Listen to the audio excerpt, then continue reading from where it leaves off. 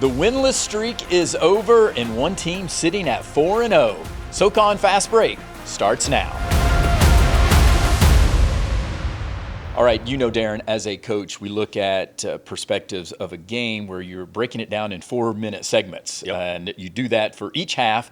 But now we also can do that for the conference schedule. As we know, we've got 20 games, so we're looking at it from a 20-minute half, but we're 4 games into the conference schedule. So when we're looking at the first 4 games, it's easy to start seeing some separation that's happening right now. We talked about a team that's 4-0, ETSU, but how about the Citadel getting their first Division I win in almost 2 years, basically, and 37 consecutive losses to Division I opponents, and they beat Western Carolina there at McAlister Fieldhouse in overtime, and that place was electric after the game, knowing that they finally broke through that hump, so to speak, that ceiling of being able to get their first win in 37 losses against Division I opponents. Yeah, no, congratulations to Coach Conroy and that staff. I mean, that as a coach, that's a situation that, man, I mean, that's a tough spot to be in because you, in the back of your mind, whether you talk about that at all, you know that as a staff, that you have a very long losing streak against Division I opponents.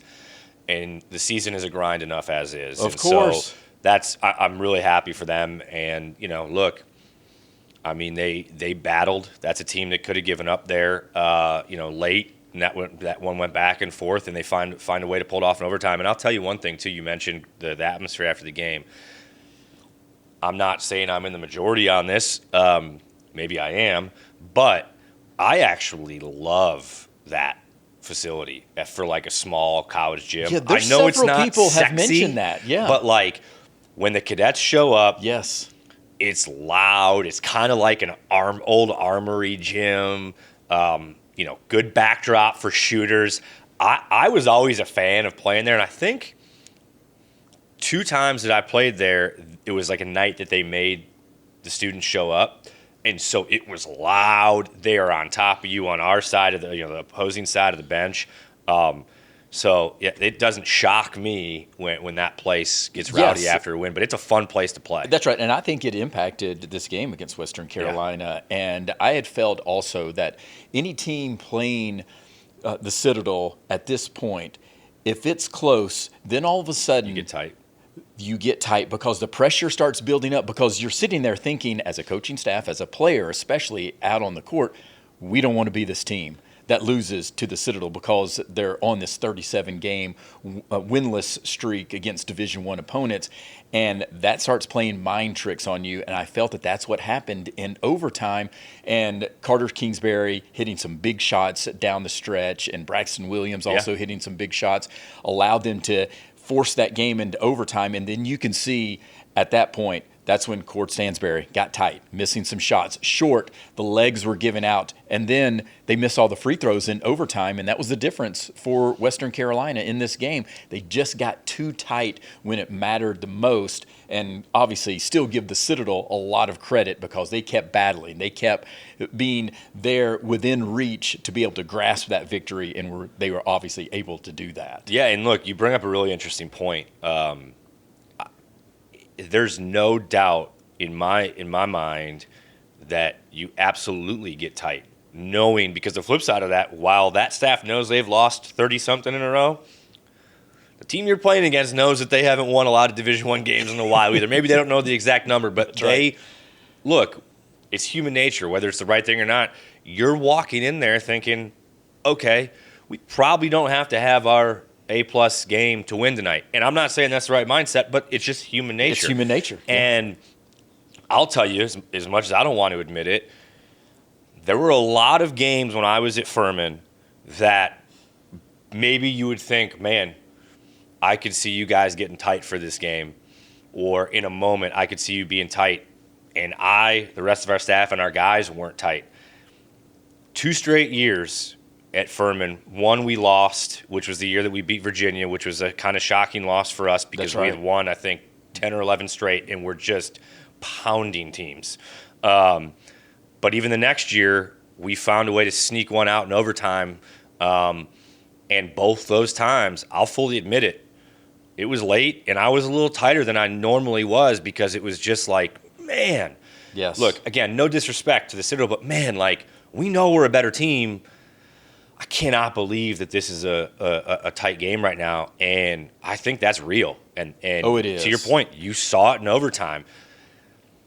Western looked a little bit tight, and the mindset of almost like, man, I cannot believe we're in overtime against these guys. That's right.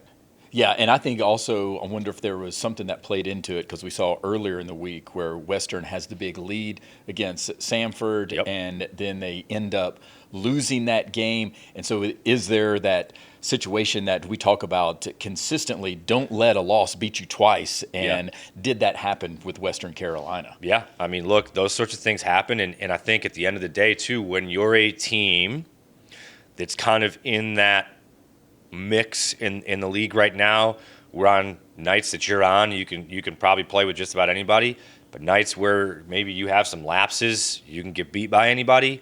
I think those are the sorts of things that unfortunately either start to creep into your mind or are just part of the makeup of what your team is when you are up and down and just cannot quite have the consistency that you need to be able to kind of compete in that upper quadrant of the league. That's right. C-plus games are not going to carry you No, sir. in this league, because anybody can beat anybody. And I know when we start looking at even the power rankings, they're all compacted. I mean, there's starting to be some separation that we Certainly. talked about, but you can't expect to have a C-plus game, and especially on the road. McAlister Fieldhouse, and to your point, there was the energy there, and you could tell the team afterwards. I mean, they were almost emotional, just so excited, obviously, to get that win. But give Citadel a lot of credit. This was Western Carolina coming in at the time. They were the best rebounding team in the conference, and they dominated them on the boards, and that's all about effort, and that's what you saw with the Citadel being able to get that win. It is, and it was encouraging to see out of the Citadel because that's an area that they had not necessarily been great That's right. throughout the start of the season. And, again, they haven't shot it great, so there are going to be more opportunities for offensive rebounds. So to see them get on the glass like they did, I'm curious to see if that's something they can keep up, or was that just maybe a one-off thing? Because if they can rebound like that, Yes. look, it's just one piece of the puzzle. But if you can rebound like that, that's going to allow them to be in more ball games. Oh, yeah, no question. And you got some rebounding from Shola Adebisi, 9 rebounds there.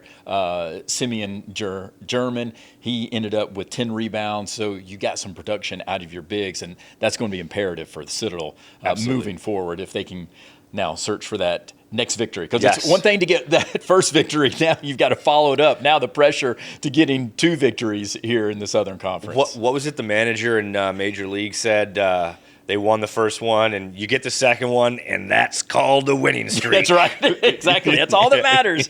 No doubt. All right, looking at the rest of the standings, as down at the bottom at 1-3, we talked about the Citadel. You've got Western Carolina right there. Chattanooga and VMI. Chattanooga gets their first victory of the season. Also, a big win against Samford, and we're starting to see some play from the bench producing there. Billy Smith with some big plays down the stretch, but Jordan Frison just continues to be a fantastic addition for Dan Earl's team. Yeah, I mean, he's been really the one bright spot in what's been a really probably frustrating and up and down year so far for Chattanooga.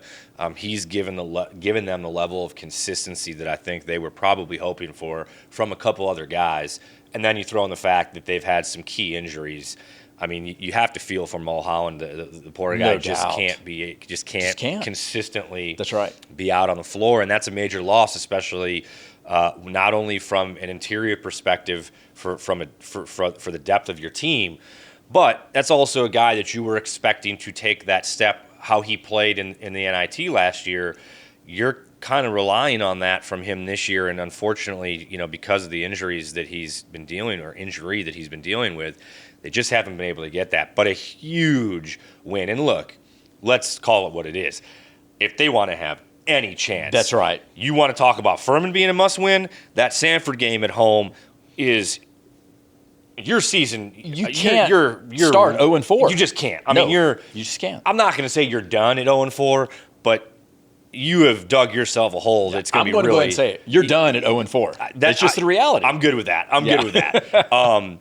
And so that was a massive must win for them. And conversely, man, if you're Samford, you've got an absolutely reeling Chattanooga team that has really struggled with consistency. And what an opportunity to go in there. And frankly, here's the thing, too. Not only a win for your program that is a key road win, but two, you, like what we just talked about, you potentially kill off a team that you're going to be competing with for seeding. That's one that, man, if you're Coach Acuff, you're probably sitting there kicking yourself like, man, how did we let this one get away? You can't have these slow starts. No. They had the slow start against Western Carolina and were able to come back there in that second half. Jaden Booth, one of the best pure scorers in the country, he went off. And then against Chattanooga, you had the same type of situation. You're down by almost 30 points in this game. And now give them credit that they clawed back, they fought their way back. But on the road, you can't do that. You can't spot a team that big of a margin there and expect to win. No. Not on the road. And this is going to sound like I'm just kicking Chat when they're down, and I'm truly not.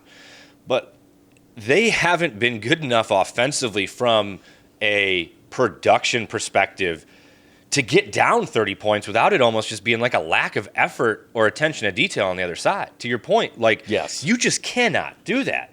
But credit to Chat. Like, Coach Earl clearly had those guys ready to go for that game. They found their why right there in that game. 100%. And so, look, maybe that's a momentum builder for them. They obviously got a big one, tomorrow night at Wofford. We'll talk about that. But, I don't want to sound like I'm, kind of giving them almost like a backhanded compliment there. But you just cannot get down 30 points to Chattanooga the way that they have played thus far in conference season. And what you talked about, too, with Colin Mulholland not in the lineup. And, yes, it's important from a depth perspective, and could he have those next steps. But that puts even more pressure on the perimeter guys. 100%. But they have to make shots. And they're going to have to make even more contested shots. And it's harder because you don't have the ability that the defense is going to have to play off of some of the perimeter guys to help out with Mulholland down low. Well, and, we've talked about this before. When Coach Earl has had his best teams, among many really positive themes, he's had a good passing big man that can help facilitate offense. No doubt. And they just don't have that. They don't have that right now. And it's all with injuries from that side of things. All right, at the 500 club, we've got Samford, who we just obviously have been talking about. UNCG and Mercer gets their 2 victories this past week. And UNCG now had 2 losses in their second week in conference play. And both of these games against ETSU and Wofford, you saw some fight from UNCG, but they just not able to get stops when they need to. And now I do like some of the components that UNCG has in terms of KJ Younger. He's going to be a really good player in this league as a freshman. I think Noah Norgar is going to be really good. Donald Whitehead seems to be playing a little bit more consistent. And then you've got Justin Neely. I mean, now he is second in the country in total rebounds. He was number 1 until last night, and Kent State player is able to actually get an extra game, so now he has 6 more rebounds. But then Justin Neely's also third in the nation in rebounds per game, and he is just doing yeoman's work out there, and I love what I see from Justin Neely. But at some point, UNCG, you're going to have to get stops. Yeah, and I cannot believe the one thing we're talking about with UNCG is their inability to get stops and play consistently on the defensive end, because that is just a Mike Jones staple. I mean, we've talked about it ad nauseum. They are, when he has what he wants strategically on the defensive side of the floor, they are not fun to go up against. Yeah, that's right. But to your point, I mean, look, you score 85 points. I don't care who you are. But you give up 97 you're to gonna Wofford. probably win. Yeah. But you give up 97 to Wofford, and you let Wofford shoot 50% from the field and 43 from three for the game. And to put that into perspective, UNCG shot 49% from the field and 55 from three. I know. But they just couldn't get stops. And in particular, in the second half, Wofford shot in the first half, not the second half, the first half. Wofford shot 65% from the field and 50 from three. Yeah, they scored 56 points there in the first half. And so, certainly they came back down to earth a little bit. But to me, you mentioned some really key components of they've got some guys that have now really look. Neely's been doing it all year, but it looks like they're finding a couple other guys now that are going to be consistent contributors. But man, they got to get stops. They just have to, and if they do, who knows? I'm curious about this group if they can figure out a way to get stops. The problem is that we are saying, can they start to get stops? And we're a quarter of the way into the conference season, and we're now, 16, 17 games we're starting into the year. I am wondering if we're starting to see their identity. Yeah. That they're just going to be inconsistent in getting the stops, and especially when you're playing elite level teams. And that's why Wofford right now sitting at 3-1 alongside Furman there. Wofford is elite offensively and from an efficiency standpoint. And so that's why it is difficult when you're looking at UNCG and knowing that you're having to play against elite level teams like Wofford, and then you go on the road at ETSU. Yep. Those are two elite teams from an offensive standpoint, and we know ETSU is also elite from a defensive efficiency standpoint as well. But at the end of the day, if you're UNCG, if you're going to win in Asheville and get that monkey off their back, because we know that's still the narrative with UNC Greensboro, I should say, that you're going to have to win in Asheville. And that means you're going to have to beat an elite team in Asheville. And that means you're going to have to get stops against an elite team in Asheville. And that's the concern. No, 100%. I mean, again, I agree with you in terms of you went up against two of the top four teams in the league and had to go, on the road to do that. But they gave up 55% from the field for the week. Yeah. I don't care who you're playing. That's just not going to get it done. And that's what we saw with the Citadel. They were giving up these over 50% shooting to these teams, and you can't consistently win when you're giving up that much, because I know it's one thing to be able to outscore opponents, but in this league, it's too difficult night in, night out to outscore every opponent. No, you want to talk about consistency. You want to find the best way to be inconsistent is have nights where you let somebody shoot 50-55% from the field against you. Yes. That's the model of inconsistency. That is the model of inconsistency. That is for certain. All right, so completely looking at the standings again, we've got the bottom 1 and 3 teams. You've got the 500 teams at 2 and 2, and then the 3 and 1 teams, Furman and Wofford, as we talked about, sitting right there, and then the lone 4-0 team, ETSU, as they win the 4-game segment, basically. They're 4-0, and Brooks Savage gets his 50th career win this past weekend. So congratulations to him. Congratulations, Coach well Savage. deserved. And they're winning because they're playing on both sides of the court. Man. Offense, defense. Watch out. And it's funny. They seem to be hitting their stride right now. Look, they've played well throughout the entire portion of the year, minus a couple hiccups on the road. But they seem to be transitioning into that the look of, hey, we know we are good now. Yes. And it's gonna take a pretty big effort to beat us. And I think some of that, obviously playing well on both sides of the floor like you talked about, but I think one thing to bring up, and we'll talk more about this in the player highlight segment, but Blake Barkley is emerging. And they already had enough guys contributing. We talked about this on the preview show. What would they get out of him? Because, high major transfer. Yes. Really good size. Yeah. Seemed to be a guy that could really make an impact.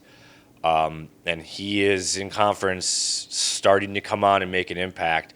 and just gives them another option and a big piece on the interior. That's right. And you've already got Cam Morris the third there, and then Brian Taylor the second. He can get out on the perimeter, and that's the difference with Blake Barkley in terms of looking at him and Dylan Faulkner, because both of them are so efficient, and especially scoring around the rim. But Barkley, he can step out. Yeah, that's the difference, and that's why ETSU is sitting in their spot right now, not only from an offensive standpoint, but you talking about playing connected as a unit defensively. Yeah.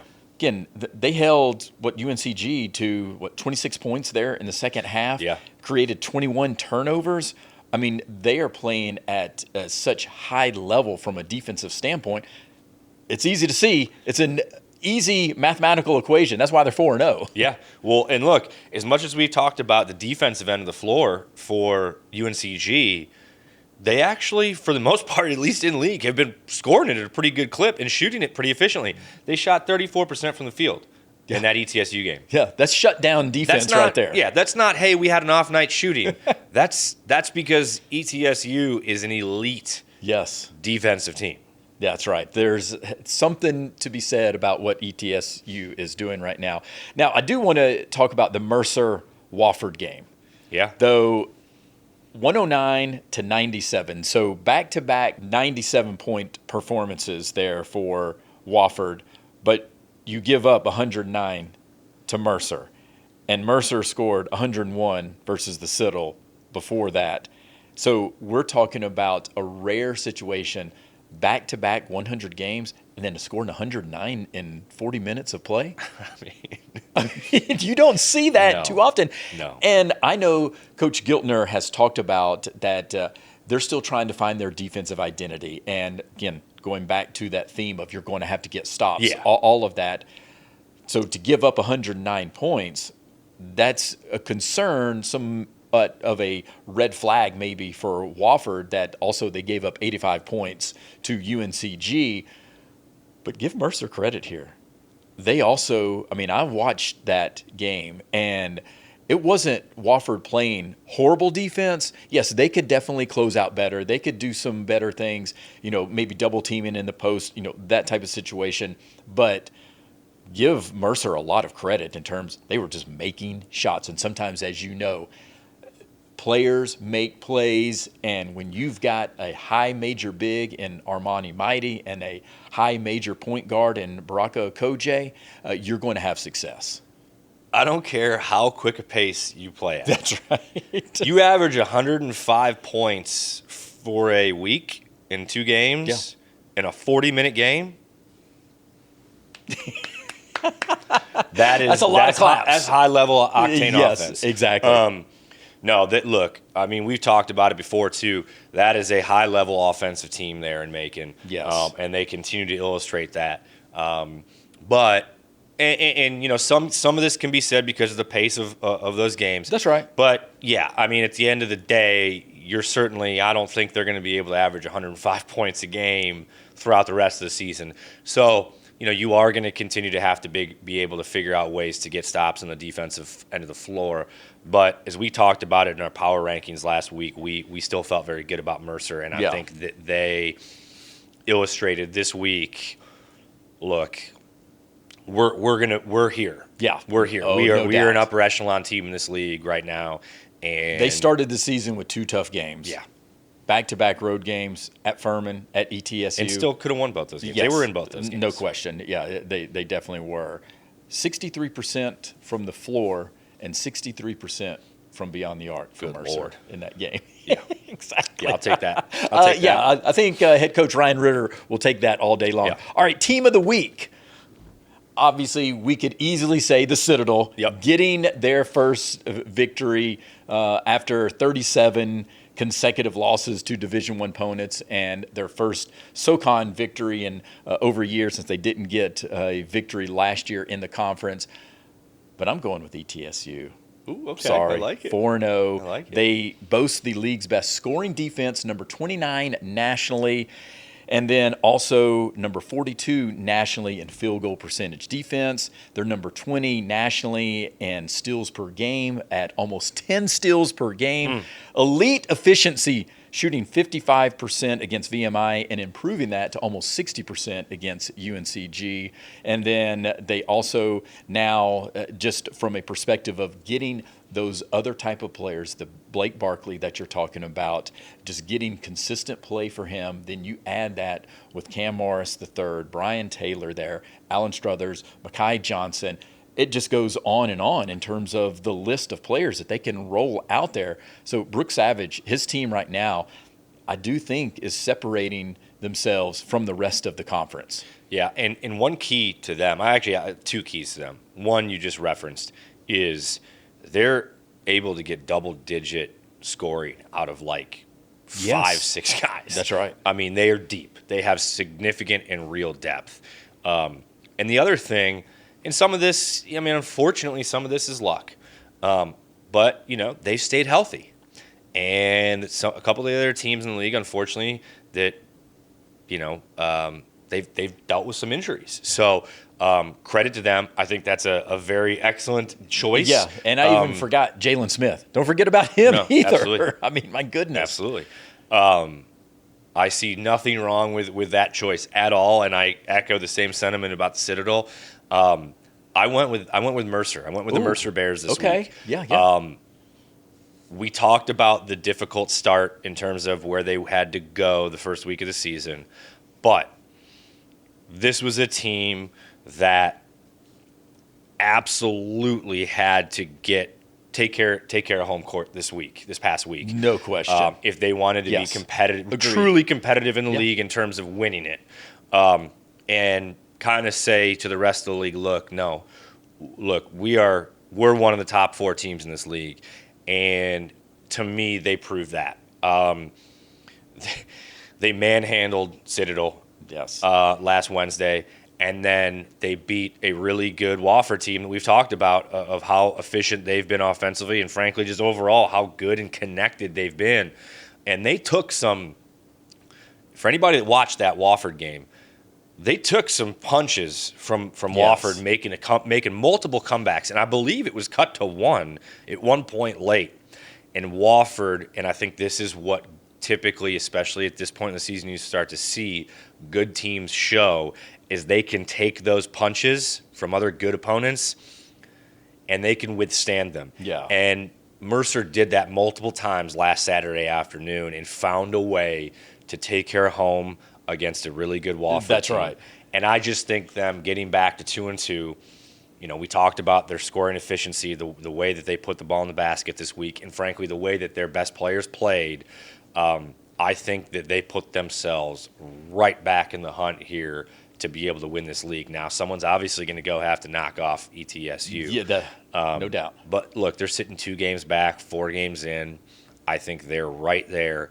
And I know we both like the makeup of this Mercer team. No doubt. But I think that this past week really sent a message to say, look, we are a top 4 team in this league. Yeah, they needed to go 2-0 in the week. They did that with impressive performances also. All right, so stat of the week. How about this stat of the week? And I'm looking at that we talked about. I'm going to continue the theme with Mercer. 63% field goal percentage in that win against Wofford, and also 63% from beyond the arc, 109 points in 40 minutes, as we talked about. That's rare. But here's what also is interesting is that they just didn't throw up shots. I mean, they were getting high percentage shots because they have the ability to suck in the defense there with Armani Mighty. It's going to open things up out on the perimeter.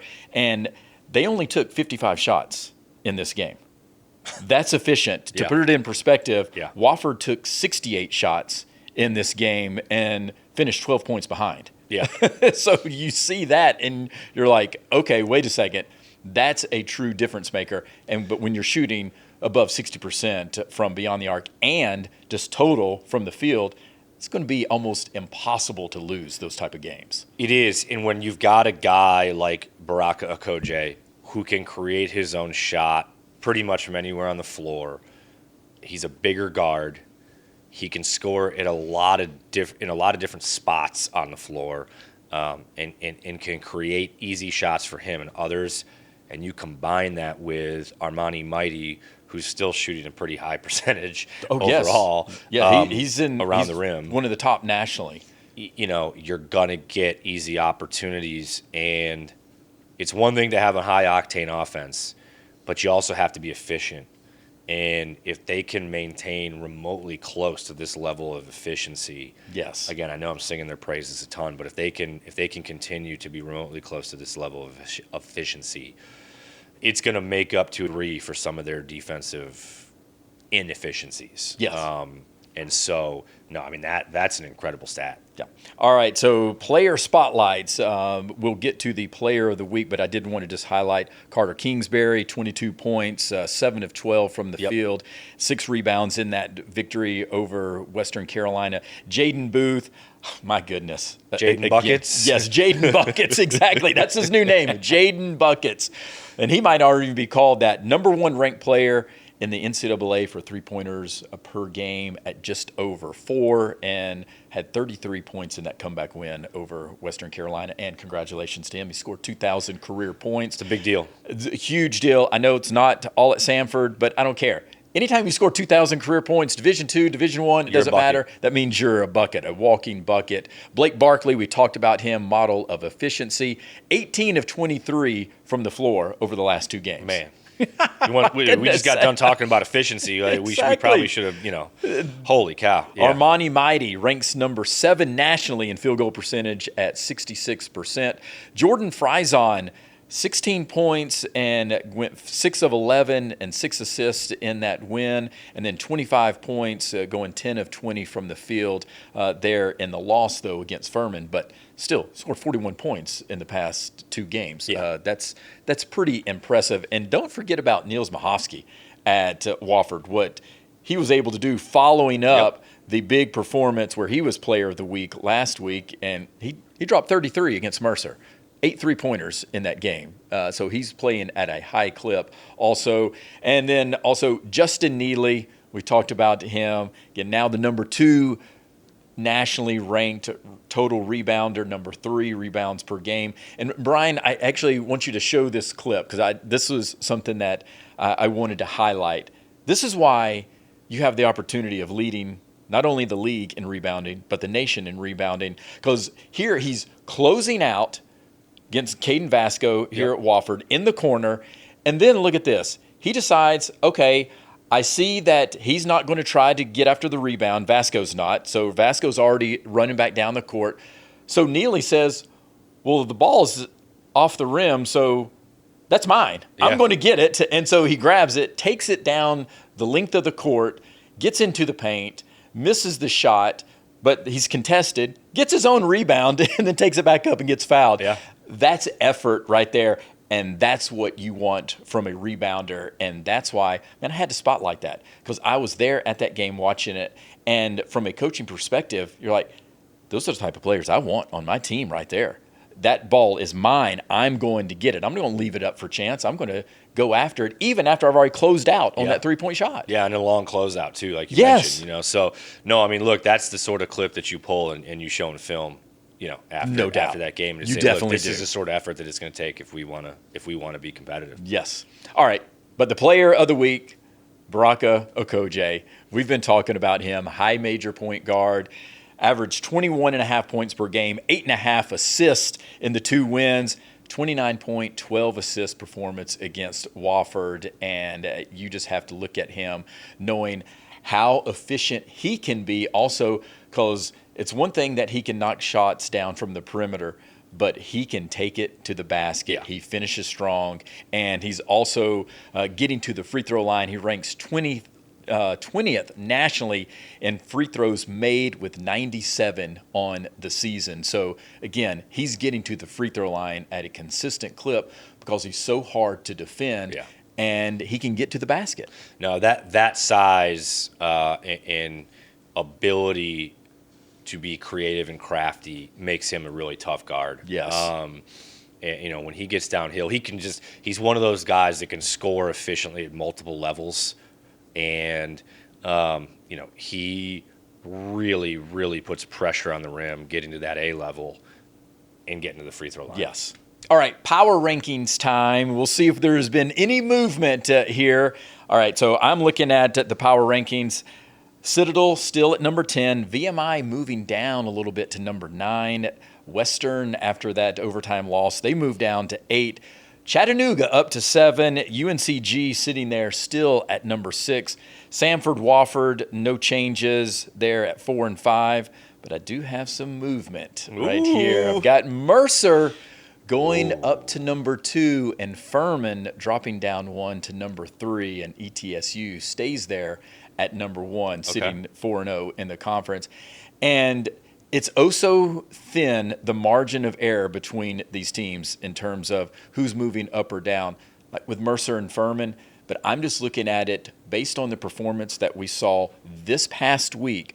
Mercer just outperformed from an offensive standpoint and just showcased the firepower that they have. Now, I know Furman held VMI to 48 points, but you also have to look at it in terms of the competition that they're playing from that perspective, and that's why I've got Mercer moving up to number 2 right now. Okay. Look, those are I think very good arguments to bump them up. I would still keep Furman at number 2 and keep Mercer at 3. But I think you make really compelling arguments there. I just think that from a talent and depth perspective, and for a group that maybe not necessarily the entire group itself, but a program that has just been there time and time again. Yeah. And even trying to just take my bias out of it objectively, I'm gonna bet on the program. And so and obviously we're talking about this as today. This isn't that's over. Right. And that's why, isn't, yes, make sure to keep this in perspective. Yeah. This is not who we're thinking. This is not what we think the final standings are going to be. This is just in terms of where we rank the teams based on their composition right now, their record, the teams that they've played, and the performances that they had for this particular week. And so that's why I've got some slight movement in the power rankings just based on those criteria. You know, the one thing that we talked about a little bit prior to the show, and we've talked about it on the show previously, and that's the turnovers with Furman. That is the one thing that is 20 turnovers against VMI. Yeah. And it was, I think you'd mentioned 16 steals. 16 steals. You know, and that was a pretty physical game. It was. I mean, VMI played them very physical. But yeah, and that zone of VMI is different. It can certainly throw you for a loop. Because it's got some man principles in there, and they can trap off of it, and they do a great job of rotating. Well, and it's one of those things, too, especially the way Furman plays against man-to-man. You know, one guy in particular that kind of puts in a different position more consistently is Charles Johnston. He's not able to play on the perimeter nearly as much against that zone, just with how you have to operate against that. So, you know, that is a very different look in a different level of comfortability because, you know, he spends a good amount of the time out on the perimeter. That's right. One, because obviously he can stretch it and shoot it, but two, the way that Furman runs their offense. But, you know, they absolutely have to continue, and I know it's driving Coach Ritchie nuts because he, just like most coaches, does not like turnovers. He wants to take care of the basketball, and so I know that's got to be driving him nuts. But if they want to take that next step, they absolutely cannot, against especially the best of the best, you just cannot turn the ball over 20 times. And you want to talk about the team that's sitting there 4-0 right now and the top team in the league. It's a team that's going to try to turn you over, and they are going to take advantage of that. And if you turn the ball over 15 to 20 times against ETSU, I don't care how much talent you have. Yeah. You're just not going to beat them. So that is a little bit of a concern there with Furman. This has kind of been a trend.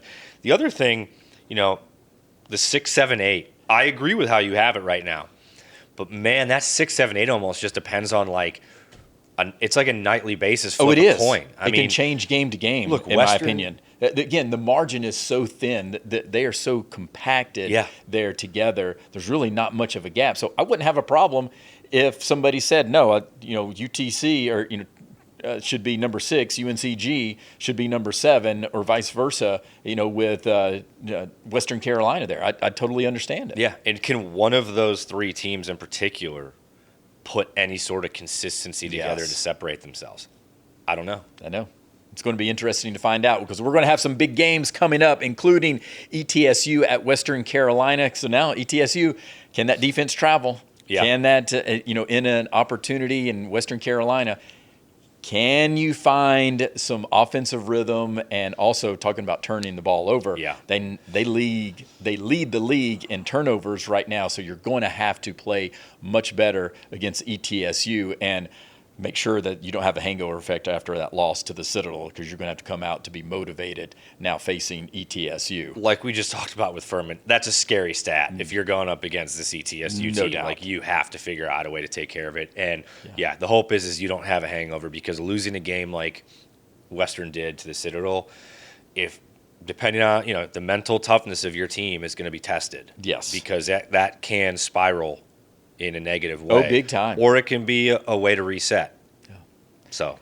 And also tomorrow, Chattanooga at Wofford. You mentioned that one. That's a big game for both of these teams. Obviously, Chattanooga coming off the win, Wofford coming off the loss. Furman at Samford, also on Wednesday. Whew, okay. Furman's disciplined. They don't foul much, and Samford holds on to the ball extremely well. They don't turn it over that much. So that's going to be a fantastic matchup. And then a Thursday game that I did highlight because it's Mercer at VMI. And I know VMI is decimated right now from an injury standpoint. Ricky Bradley Jr. still out, still hasn't been cleared medically to be able to get out on the court. But Mercer, now you're on this high. Yeah. Now, this is one of those games you got to go win on the road, and you can't have a letdown. No, you can't. And we've talked about it before. Even though they can be a roller coaster, VMI that is, in terms of when they're hitting shots, they can be really, really competitive. And when they're missing them, teams can go on massive runs against them. You want to go into that place early, and you want to set the tone and let.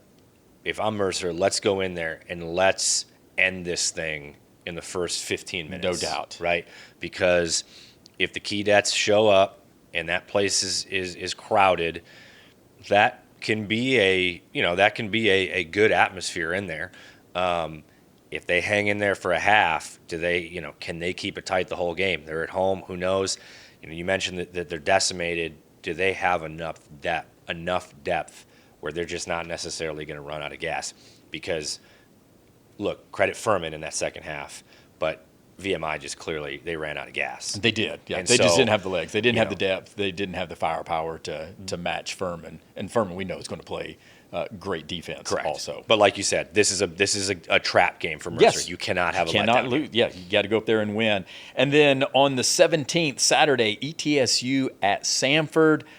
You got Jaden Booth meeting the top scoring defense. Okay, can they slow him down? ETSU, 2 games on the road this week. And then also on Saturday, the Military Classic. Citadel at VMI. Yeah. And I don't care what you say. That's just a special game. It is. Because It matters. of, obviously, the military implications. But then even more so, this is an opportunity for, can you get out of the bottom dwelling, so to speak, of the conference and hopefully get another victory. Yeah. No, look, I mean, if I'm the Citadel, I'm sitting here thinking, can we go on the road here and steal one and get a big one? We finally got the monkey off our back. VMI is dealing with a lot of injuries right now. They don't have great depth because of that right now. Can we get them on some tired legs here? Probably going to have to get up and down against Mercer. I would anticipate Mercer is going to be able to dictate the tempo of that game. It's either way, like you said, it's going to be a fun one. It's going to be a fun matchup. The students are going to show up for that one. That's right. And it is going to be a wild atmosphere. Yeah, no question about it. And then the big one here locally, Greenville versus Spartanburg, Furman and Wofford there at Timmins Arena. I'm excited about this one. You know the rivalry. Everybody in this area knows the rivalry. I'm going to be on the call for that game with Pete Yanity there on the CW. So that place is going to be rocking at 5 p.m. Sold out already. Yes. First one in New Timmins. It's going to be electric. It is going to be fantastic, and we're going to see exactly, the rivalry coming into shape, because it's also going to start having some implications as far as the SoCon standings. We know that also. 100%. Big time. Going to be a fun one. Well, we know there's going to be a lot of fantastic matchups, Yep. and all you have to do is hit that subscribe or follow button, Apple Podcast, YouTube, Spotify, or wherever you get your podcasts, including the iHeartRadio app. Until next time, may all your jumpers hit nothing but the bottom of the net.